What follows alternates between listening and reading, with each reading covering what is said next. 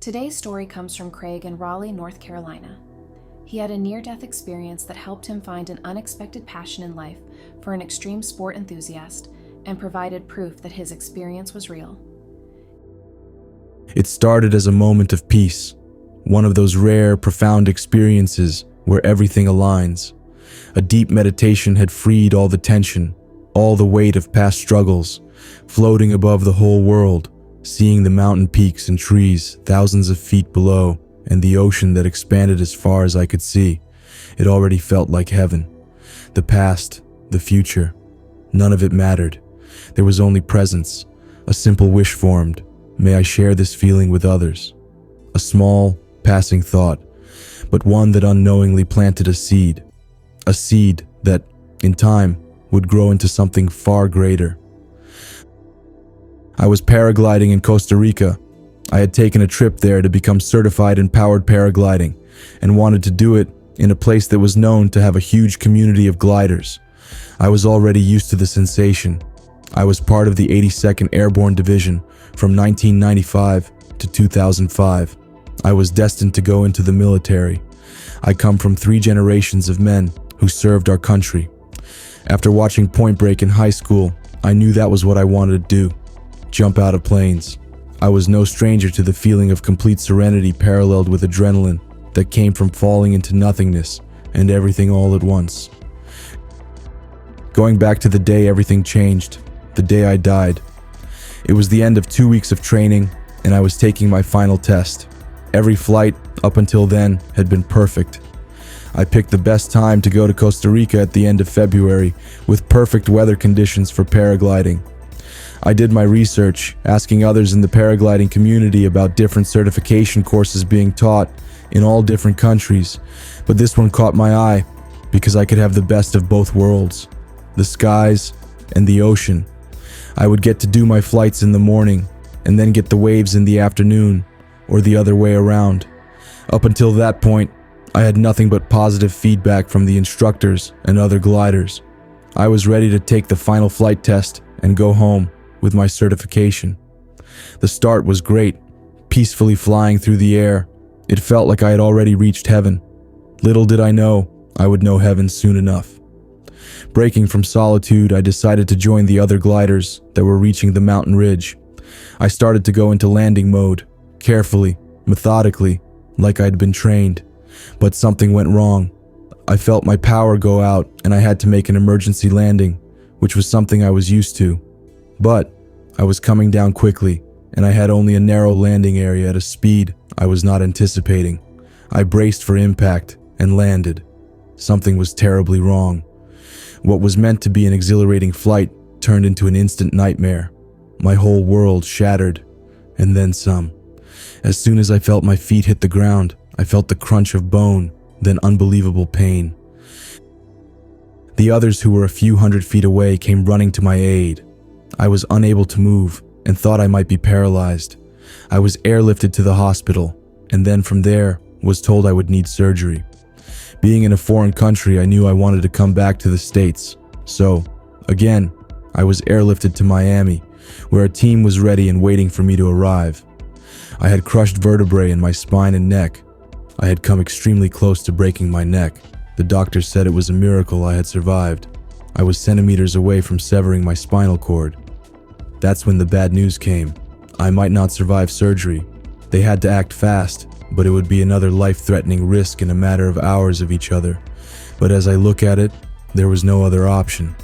I signed my waiver forms, and that was it. They put me under. I had several surgeries before. I had been used to getting hurt. I had suffered 3 concussions, one time losing a whole month's worth of memory, as well as surgeries on broken bones after being involved in several extreme sports throughout the last 25 years of my life. I was no stranger to facing life-threatening situations, but this felt different. Death felt imminent, but I didn't fight it. I rode it, like a wave, like another flight. I saw my body, observed myself from another place. I didn't feel anything anymore. Every light seemed to dim around me. The brightness of the operating room faded until I felt myself in a dark tunnel. It was undeniable. I was leaving. Some instinct, something ancient, recognize the transition.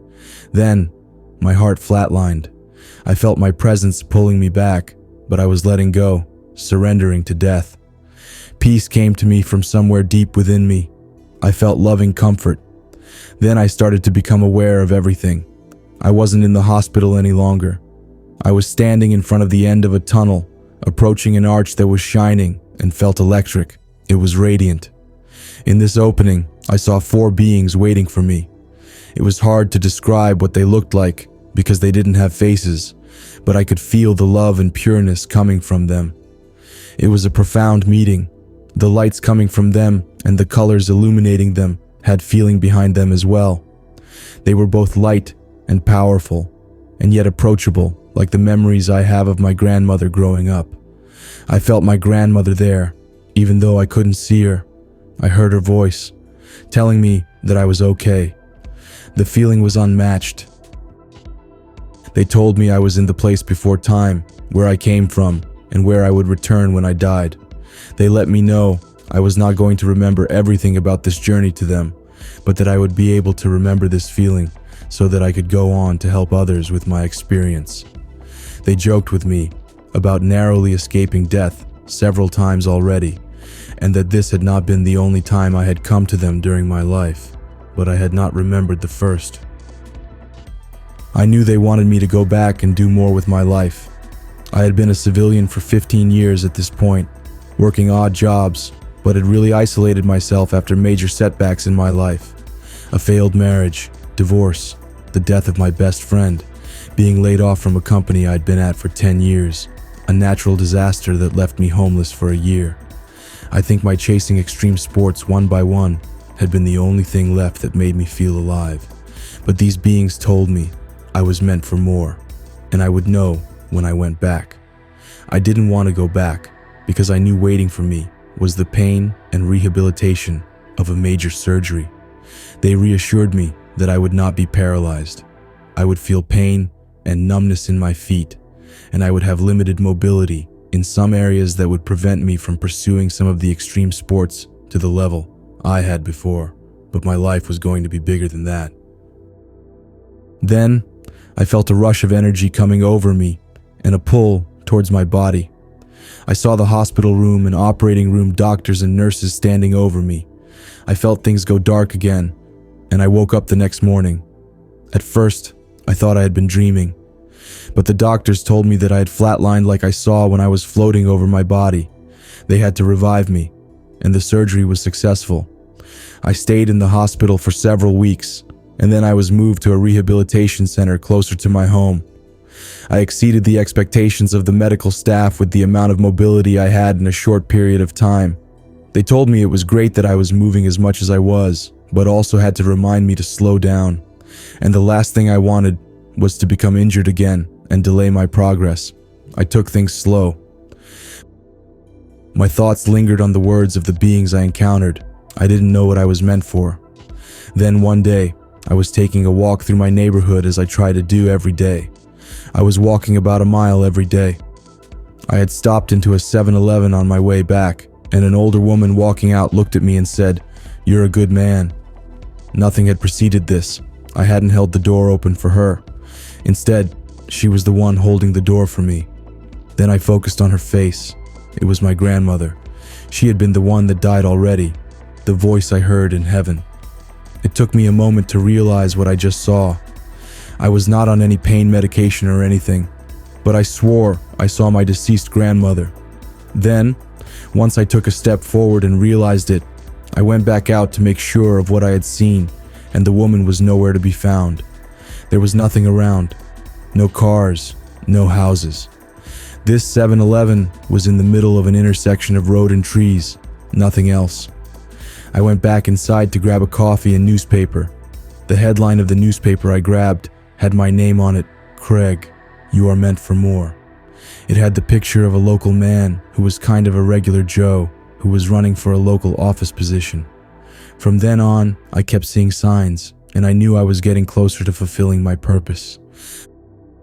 I started to write about these experiences with all the time on my hands during my rehabilitation to chronicle what was happening. I wrote about it all, and then I realized I was living the purpose I was writing. I had been a really good writer in high school before I decided to enlist.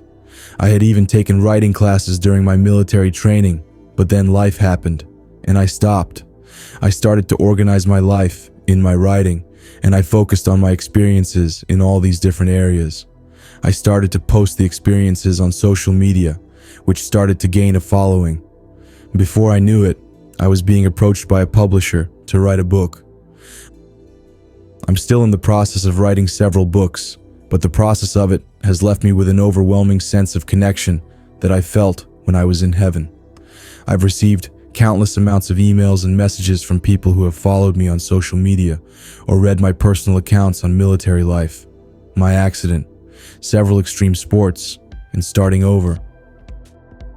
I didn't know writing would open as many doors as it has and given me a new sense of purpose, a new community to be a part of, and the connection to others with similar life experiences. Even though I've had to deal with physical pain and mobility issues, I continue to paraglide, surf, bike with some adjustments, as well as the natural progression of getting older. But I found a new love and reasons to keep going in the people I get to connect with every day. I'm 49 years old now, and I know it's never too late to start over, to try something new, and that things can turn out better than expected even after the worst life hands you. Thank you for watching. If you're intrigued by the mysteries of the mind, subscribe for more deep dives into the unknown, and don't forget to hit the thumbs up button. Until next time, keep questioning the world around you.